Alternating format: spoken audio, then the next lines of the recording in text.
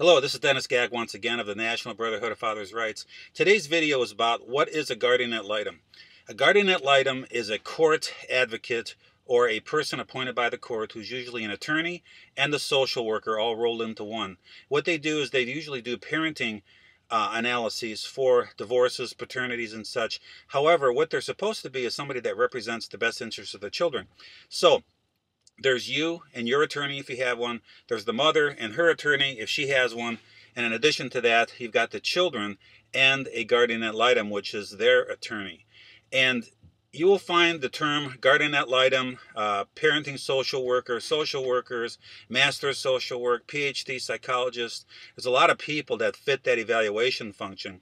But a guardian ad litem is really somebody who's the guardian of the children, who is a person who is supposed to be representing the best interests of the children.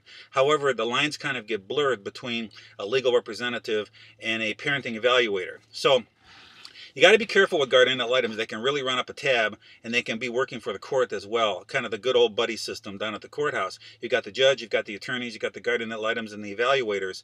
They all work together in league against you. Now, that's not going to be a very popular phrase, but that's the truth. I've been doing this 25 years and I've seen it too much. The Father's Rights Protection System has an entire section on guardian ad litems and children representatives and evaluations and such. So you should order a copy of that book. At the bottom of this video, on the face of the video, there's a green tab. Click on that. It'll take you to a whole nother video about the Father's Rights Protection System. You can get a copy of it. There's about 1,000 pages of material. A lot of this is covered in a lot more depth, but you've got to be careful when you get a guardian ad litem to direct the guardian ad litem. Make sure when that person is hired that they are on the same page with you. Put together a written document, get it to that person, make sure they're aware of who you are, background of the case, what you want, why you want it, before they even start the evaluation. Make sure there's a list of references with names, addresses, and phone numbers and emails of the people that you want that person to check out. If you don't help them and direct them, they'll do it their way, trust me. So this guardian ad litem terminology, it can be applied to evaluators or any other master social work or family court social workers, or you'll see CASA workers, CASA, child advocates, those kinds of things.